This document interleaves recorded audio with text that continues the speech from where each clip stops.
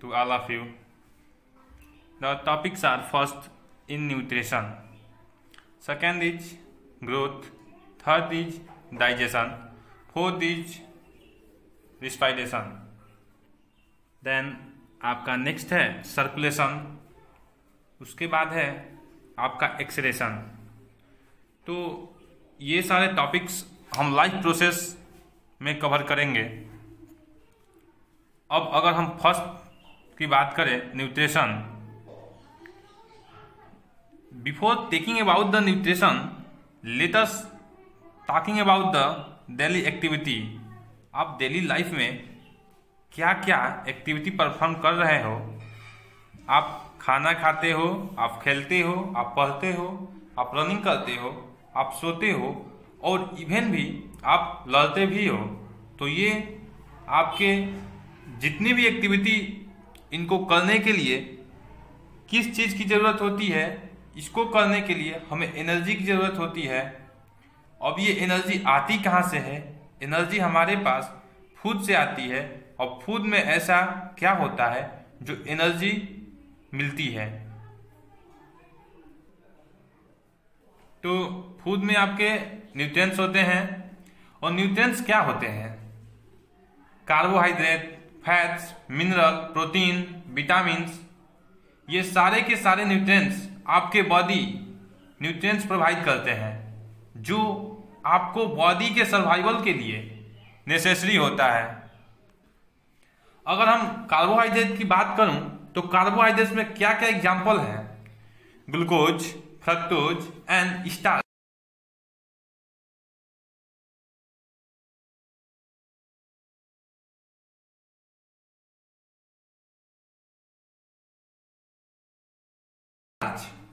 ये सारे के सारे आपके न्यूट्रिएंट्स देते हैं, न्यूट्रिएंट्स प्रोवाइड करते हैं, which help to maintain for the survival growth of an living organism.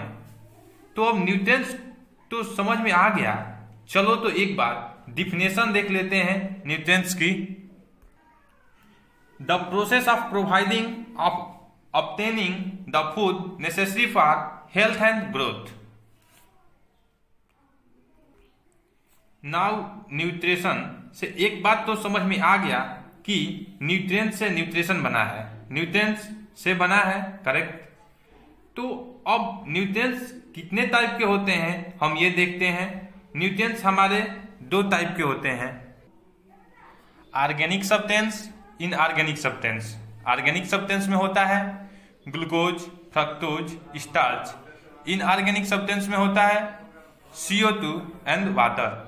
अब अगर मैं ग्लूकोज की बात करूं, glucose which is simple and easy to digest. अब इसके डाइजेस्ट करने के लिए हमें कोई मेहनत नहीं करनी पड़ती है, क्योंकि ये ऑटोमेटिकली डाइजेस्ट हो जाता है हमारे बॉडी में। अब मैं स्टार्च की बात करूं तो स्टार्च क्या है? हमारे कॉम्प्लेक्स फूड है।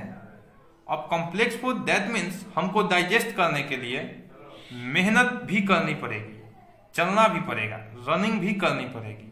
तो अब ये मत सोचिए कि क्यों ना हम ग्लूकोज लें केवल अपने बॉडी में, स्टार्च हम ले ही नहीं, क्योंकि मेहनत करनी पड़ेगी फूड को डाइजेस्ट करने में। बट नो, आपको जितना डाइजेस्ट करने के लिए ग्लूकोज की जरूरत है उतनी ही आपको बॉडी के लिए स्टार्च की भी जरूरत है।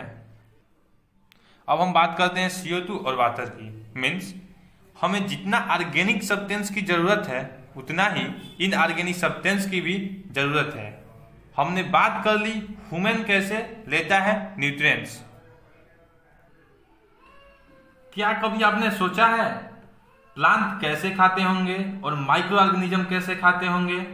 ह्यूमन का तो हमें मालूम है, लेकिन हमने प्लांट का तो कभी खाते हुए नहीं देखा, ना ही हमने माइक्रो ऑर्गेनिज्म को खाते हुए देखा। तो ऐसा क्या प्रोसेस है जिससे प्लांट को एनर्जी मिलती होगी, जिससे माइक्रो ऑर्गेनिज्म को एनर्जी मिलती होगी? तो नेक्स्ट जो हमारा टॉपिक्स है वो है मोड ऑफ न्यूट्रिशन। क्योंकि हमें ये जानना है कि कौन सा ऐसा मोड है, कौन सा ऐसा प्रोसेस है जिससे ग्रीन प्लांट आपके माइक्रो ऑर्गेनिज्म, आपके अदर बैक्टीरिया ये अपने एनर्जी ऑब्टेन करते हैं। तो there are two type of nutrients, first is autotrophic, second is heterotrophic. Firstly we will discuss about the autotrophics mode of nutrition. Autotrophics, auto means self, trophic means feed, which means the organism, the living organism which can synthesize or make their own food, they are called autotrophics. For example, green plant, some bacteria and algae and also।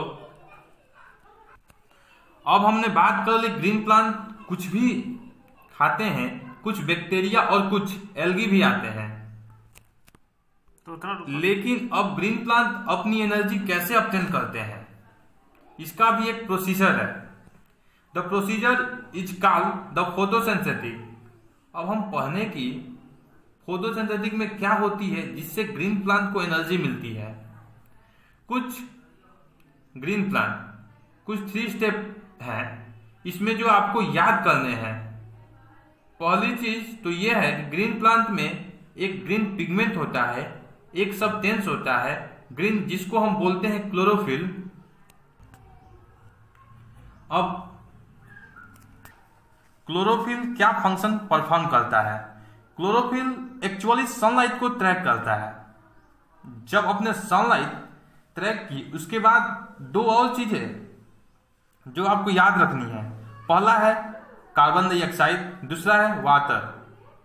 अब carbon dioxide, water, sunlight और chlorophyll ये चारों मिलकर पूरा एक के पूरा photosynthetic process govern करते हैं।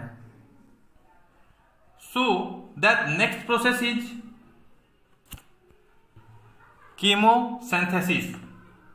Chemo means chemical. बेसिकली जो भी यहां पर होगा केमिकल के बेसिस पर है। फोटोसिंथेसिस में क्या यह हम लोग सनलाइट के हेल्प से एनर्जी ऑब्टेन करते थे? यहां पर हम केमिकल की हेल्प से एनर्जी ऑब्टेन करेंगे।